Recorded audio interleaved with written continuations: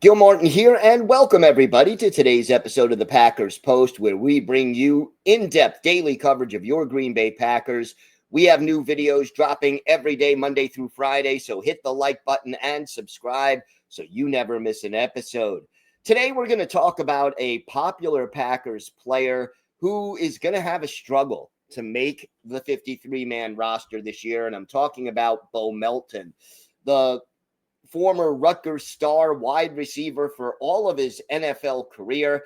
Is a great Cinderella story. He started out as a seventh round draft pick of the Seattle Seahawks, was cut, placed on their practice squad, and the Packers claimed him and put him on their active roster at the very end of the 2022 season, although he did not get into a regular season game.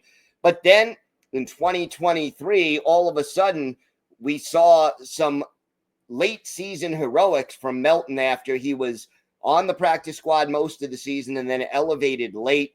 He had 16 catches for 218 yards and a touchdown. And in fact, in week 16 that year, he caught 6 passes for 105 yards.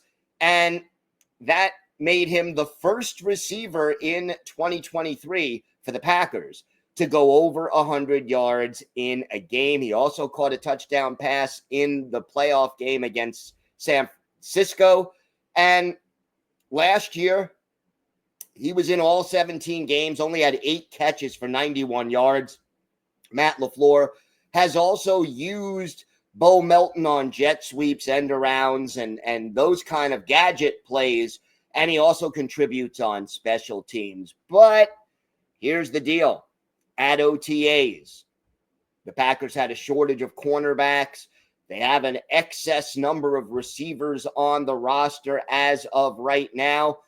And so they had Bo Melton working at cornerback. Now, you may remember his brother is an NFL cornerback. Well, it looks like that initial change is going to be more or less permanent.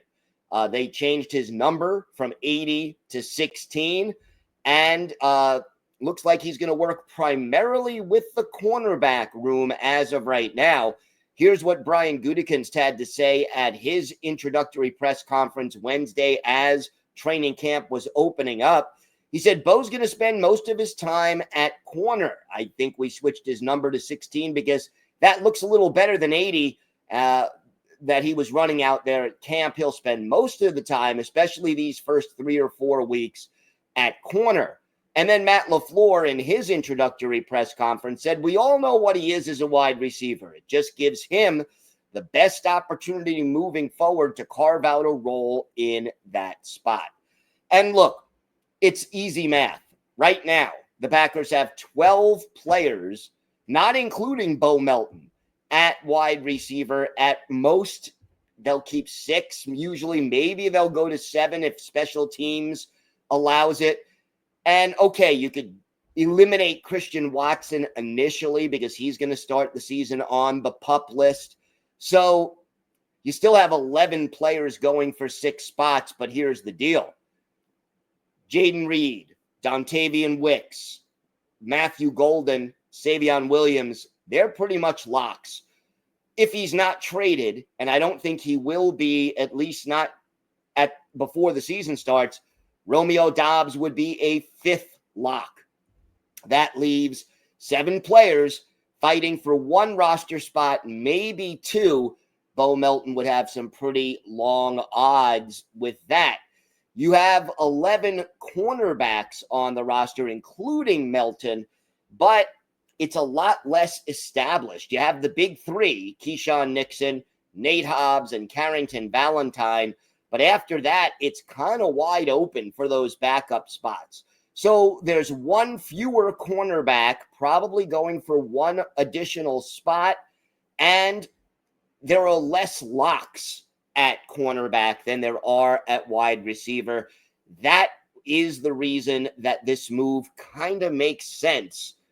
And I think it reflects the fact that the Packers as an organization, LaFleur, the coaching staff, Brian Gutekunst, the GM, they like Bo Melton. And they're looking for ways to keep him on the roster.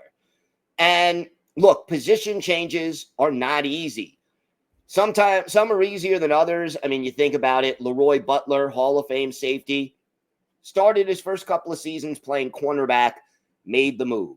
Charles Woodson, he kind of did the opposite. He started at cornerback, and very late in his Packers career, his final season in Green Bay, his speed was, starting to leave him as he got older. And so he ended up moving to safety for that last campaign.